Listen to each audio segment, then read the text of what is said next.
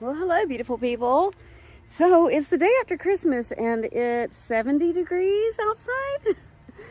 So I want to take advantage of this opportunity to get out and do a little bit of a nature walk with you, catch up on some stuff, but also there's supposedly a really big storm coming through and it'll be here through New Year's. So I wanted to get out while I could and show you the land and the woods and everything, and talk about a topic that I actually was going to make this video a long time ago and forgot, and then a viewer said, don't you ever get lost? So I wanted to tell you why I don't get lost, and as you can tell by the title, you know, how to read the land or whatever, and see if anything's flushing because of this crazy warm weather. They're going to crinkle underfoot and there's nowhere to walk to avoid them. So when you look at this land, the first time you go in any woods, try to look at the land and get any distinguishing features. And the major distinguishing feature running through this is this creek right here. And if you look off in the distance, you can see dark patches. That's it winding its way in that direction.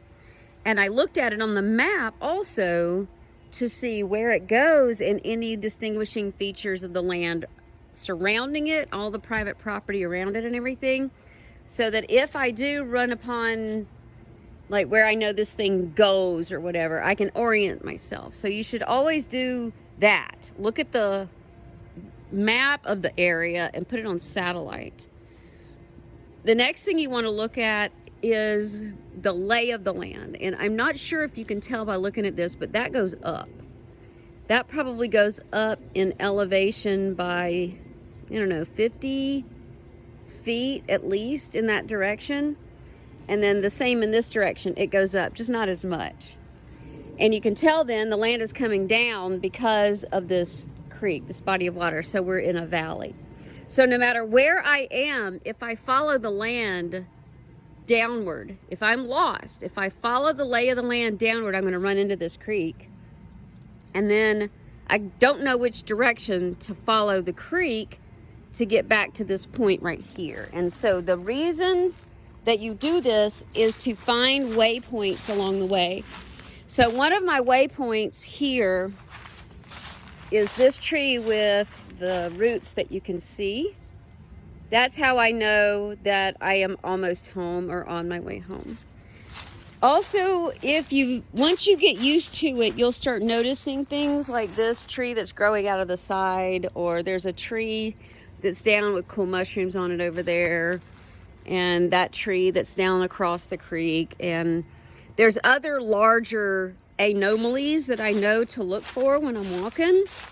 So like that is just beautiful. There's some noise in the background. I don't know what, some machine sound. I don't know what it is. Is that not just amazing? Look at that. So beautiful. That's an ash tree. That means morels. I learned that from the Mushroom Musketeer. We did a collab. I don't think I've uploaded it yet, but she's amazing, and her main audience is on TikTok.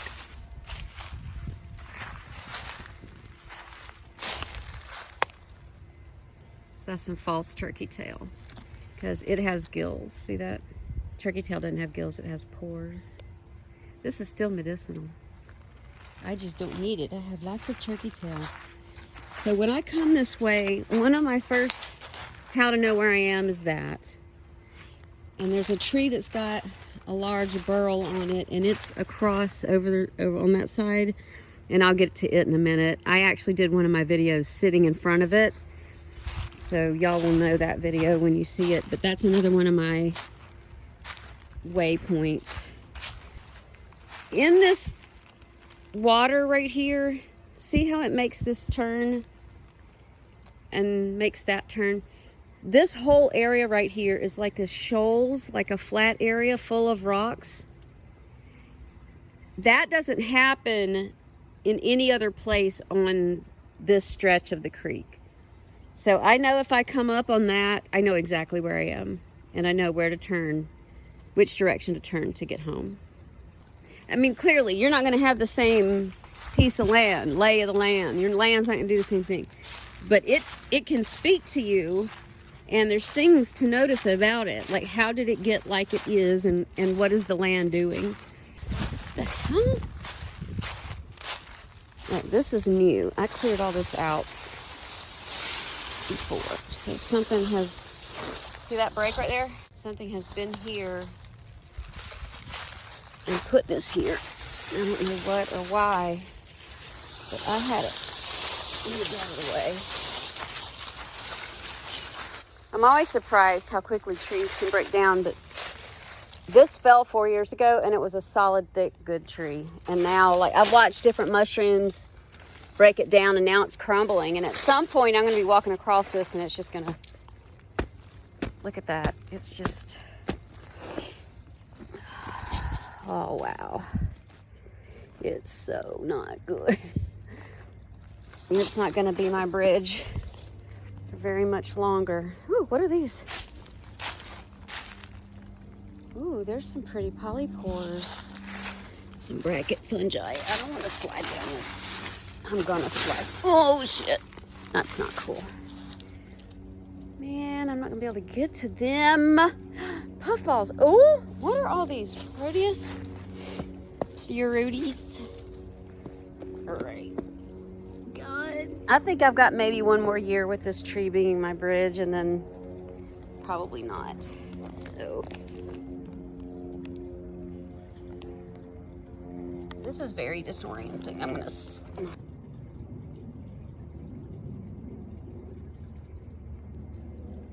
Yeah, I'm dizzy today. I'm normally not like this. Alright, I'm gonna ask the mushroom musketeer what these are. These puffballs. Some mushrooms that you can grow, you know, like on grain and stuff like that, they're decomposing. And some of them decompose trees.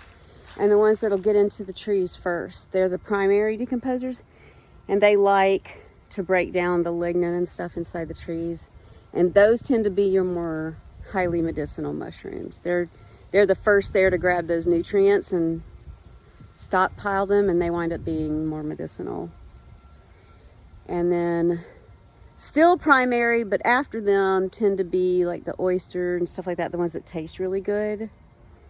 But then after that come the secondary decomposers, and that's what this is. And you know it is because the tree's been here for so long and it's falling apart and all the good stuff is mostly gone. Get up there on the hill and zoom in on it. So if I want to head off in that direction, I can. And you see how you can see light through those trees up there, right through there? So I know that the woods ends somewhere over in that direction. I'll come out, and I already looked at the map, so if I show up there, I know where I am on the map. It would take me a long time, probably 20 to 30 minutes, to walk to that way to where I reach other private property situation, you know, and I'll know where I am if I reach that. If I keep walking in that direction, I'll know where I am. So eventually, if I walk an hour in any direction, I'll know where I am on the map, and then I could just walk city streets to get home. I mean, if, you know, worst came to worst. Because I checked my map before I got in. But I mean, I'm used to these woods now. I'm here all the time. But I do that before I go into any woods.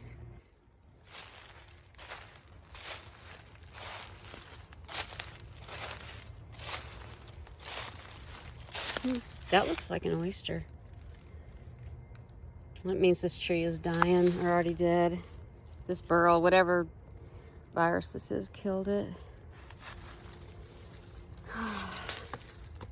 It's already sounding more hollow than it did 4 years ago. It's rotting from the inside out. Can you imagine how beautiful that is?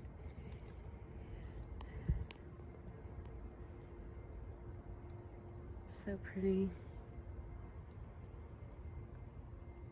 I wish I knew what that buzzing machine sound is. Wouldn't it be hilarious if I'm the only one hearing it? I don't know if y'all can hear it or not. Yeah, most of the trees out here are ash trees, so this is definitely the morel place. If you want to know what an ash tree is going to look like, these are the leaves. That's what they're shaped like. Like this.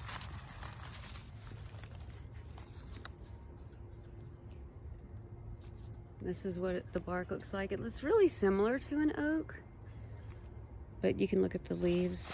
See, it's a lighter color. It tends to have this blue coloration on it, like that one over there. Let's go look at it. See, that's not. See the difference between that bark and that bark?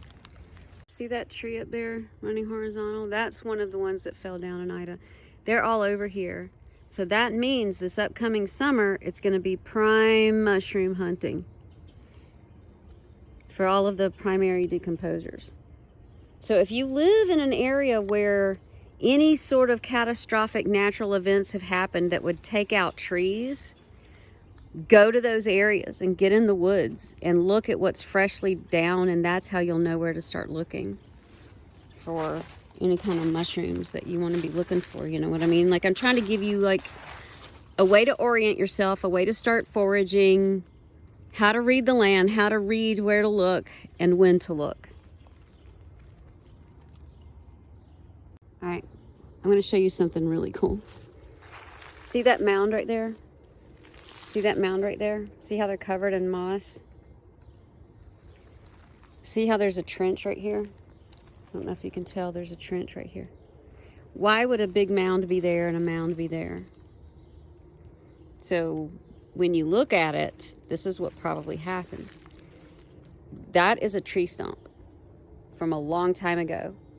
That is likely the tree that fell, that came down, and it landed and the wind blew it over, and there it sat, and then the moss colonized it.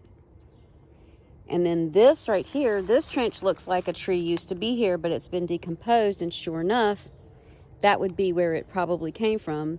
That's probably where the tree upended and fell over the whole ground, and the whole tree was laying right here in this trench, and it has decomposed. So this is more of learning how to read the land. But see, when stuff like that happens, it opens up the canopy, creates room for new growth. And we've circled back to the bridge. I wound up leaving and going off in that direction and up that ridge up there, and then to that burl, and then wrapping my way back down, you know.